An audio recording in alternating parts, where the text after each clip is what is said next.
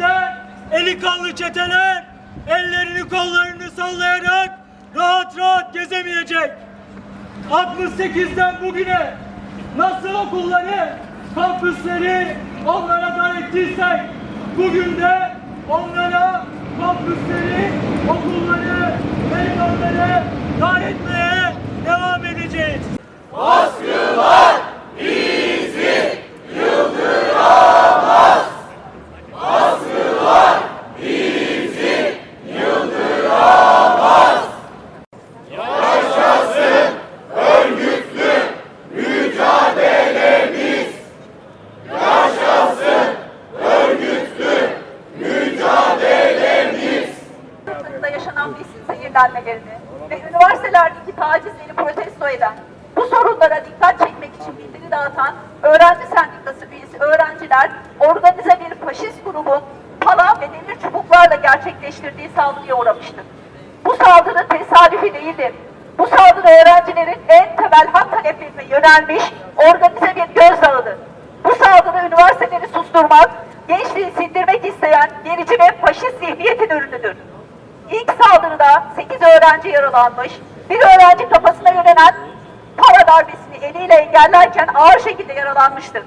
Saldırganların sizi öldüreceğiz diyerek tekbir getirmesi, bu şiddetin yalnızca fiziksel değil, aynı zamanda ideolojik bir nefret saldırısı olduğunu açıkça ortaya koymaktadır.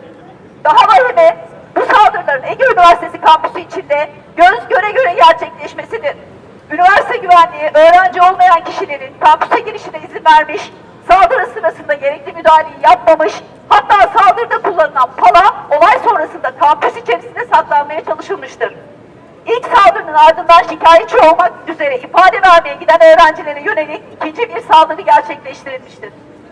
Bu kez 12 kişi daha yaralanmıştır. Bu durum saldırının planlı, örgütlü ve süreklilik arz eden bir linç girişimi olduğunu göstermektedir. Bizler emeğimizle, alın terimizle kazandığımız bu üniversitenin asıl sahipleriyiz.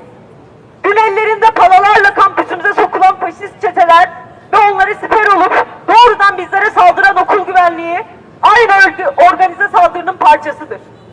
Karşımızda görevini yapamayan bir güvenlik zafiyeti değil, öğrencisine karşı çetelerle omuz omuza vermiş aleni bir suç ortaklığı vardır.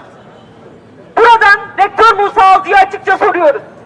Öğrencisini koruması gereken güvenlik görevlileri eli kanlı çetelerle kol kola girip arkadaşlarımızı darp ederken kimden talimat aldı? Bu okulun güvenliği faşist çetelerin mi emrinde? Bir kısmının dışarıdan getirildiğini bildiğimiz ve işlerinde Ege Üniversitesi öğrencisi olduğu da tespit edilen o şahıslar hakkında tek bir soruşturma açıldı mı? Bu azılı çete bozuntularının bizim okulumuzda, bizim sıralarımızda ne işi var? Talebimiz de, öfkemiz de çok net. Kampüslerimizi kana bulayan bu faşistler derhal okuldan atılmalıdır. Öğrencisini korumak yerine çetelerle bir olup bize saldıran güvenlik görevlileri hakkında acilen soruşturma başlatılmalı ve hepsi görevden alınmalıdır. Bu işin üstünün örtülmesine, okullarımızın faşist çetelere ve onların yardakçılarına teslim edilmesine asla izin vermeyeceğiz. Yaşadıklarımız ne münferit bir olaydır, ne de tesadüf. Bu saldırı, üniversitelerde düşünen, sorgulayan ve geleceğini kendi elleriyle kurmak isteyen öğrencileri susturma girişimidir. Bu ülkede aydınlık bir geleceğin filizlenmesinden korkanlar, kampüslerimizi şiddetin, baskının ve korkunun merkezine çevirmeye çalışıyorlar. Bizden neden bu kadar korktuklarını gayet iyi biliyoruz. Kampüslerimizi çetelere ve torbacılara peşkeş çekenler.